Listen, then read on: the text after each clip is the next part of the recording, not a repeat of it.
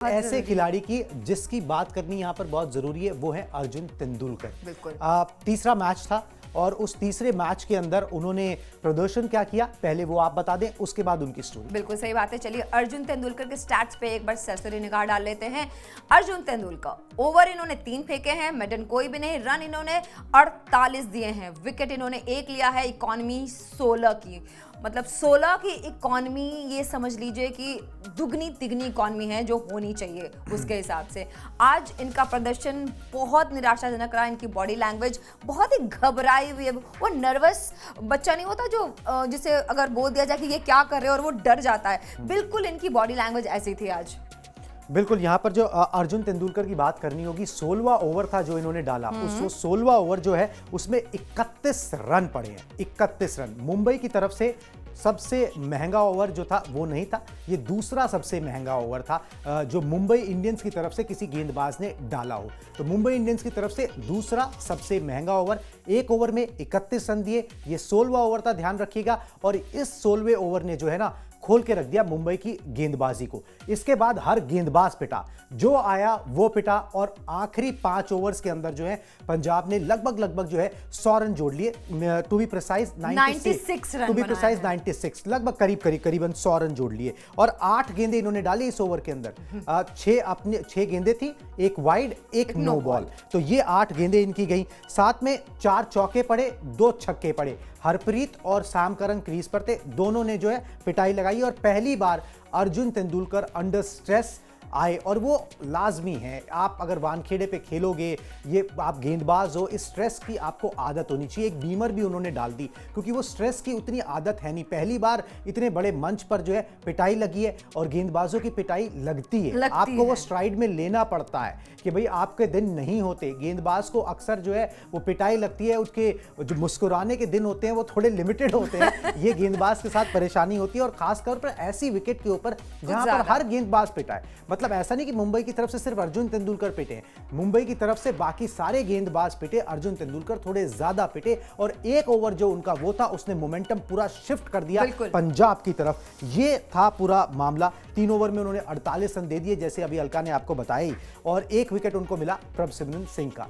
पहली बार under pump थे, और रोहित शर्मा भी आए उनके पास जब उन्होंने बीमर डाल दी थी कि भाई आप थोड़ा शांत हो जाओ, समझाया बुझाया कि भाई इस तरीके से नहीं। और पहली बार ऐसा हुआ है उनके साथ, पहली बार उनकी धुनाई लगी है। कई बार ऐसा हो जाता है। लेकिन जब रोहित शर्मा उनको समझा रहे थे कुणाल, उन्होंने जैसे कि मतलब अगर कोई बड़ा समझाता है तो कैसे हम गुस्से में कभी पैर पटकते हैं, वो बड़े नर्वस से दिखाई दे रहे थे। मतलब कभी पैर पटक रहे हैं अपने, मतलब वो नजर नहीं मिला पा रहे थे उनसे। शायद कहीं ना कहीं मुझे लग रहा है अंदर से उनको ना बहुत नर्वसनेस फील हो रही थी, या फिर उनको ये लग रहा था ये कैसे हो गया, ये मैं कैसे कर सकता हूँ, क्योंकि एक के बाद ना वो गलत गेंदे तो जाती चली गई ना।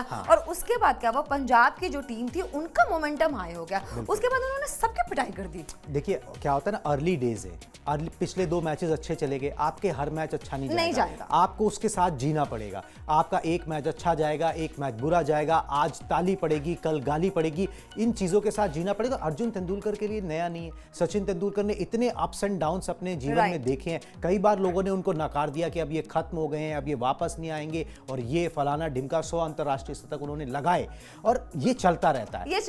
और गेंदबाज के साथ ज्यादा। हाँ, ये बात आपने बिल्कुल सही की कि गेंदबाज के मुस्कुराने के दिन थोड़े लिमिटेड तो होते हैं, थोड़े कम होते हैं, उसके मौके कम मिलते हैं, और वो अर्जुन तेंदुलकर को धीरे धीरे सीखना पड़ेगा। मैच्योरिटी आएगी। कई बार ना आप पिटाई खा के भी बहुत कुछ सीखते हो, ये समझ में आएगी जब आपको रन पड़ते हैं ना, तो फिर हर दूसरी गेंद जो गलत ही पड़ने लगती है, फिर वो सही नहीं पड़ती। Exactly. वो यॉर्कर्स जो उन्होंने उससे पहले जो उन्होंने 2 ओवर्स डाले, उसमें एक बड़ी अच्छी यॉर्कर भी डाली, बड़ी तारीफ भी होती है उनके यॉर्कर की, मगर जब पिटाई लगने लगती है ना तो फिर सब कुछ बिखर सा जाता है। ये मैच्योरिटी धीरे धीरे आएगी, मगर सीख रहे हैं, कोई बात नहीं। ये पिटाई पहली बार लगी है, कुछ सिखा के जाएगी, कुछ ना कुछ सिखा के जाएगी। या तो बहुत हो सकता है कि अगली बार जब वो बॉल डालें तो उन बातों का जरूर ध्यान रखें, क्योंकि आज मुझे लगता है कि सचिन भी उनको कुछ तो जरूर समझाएंगे, क्योंकि वो भी थोड़े से मुझे ना ऐसे टेंस हो जाता है ना कि मतलब मुझे एक और चीज लगती है कि अर्जुन के सामने ना वो बार बार सचिन तेंदुलकर का एग्जाम्पल, और वो खुद मैच देख रहे थे, वो भी एक प्रेशर ना, आप अनजाना सा प्रेशर एक बैक ऑफ द माइंड ना चलता रहता है। बिल्कुल, वो प्रेशर तो होता है, वो प्रेशर लगातार उनके साथ, उनके तो पूरे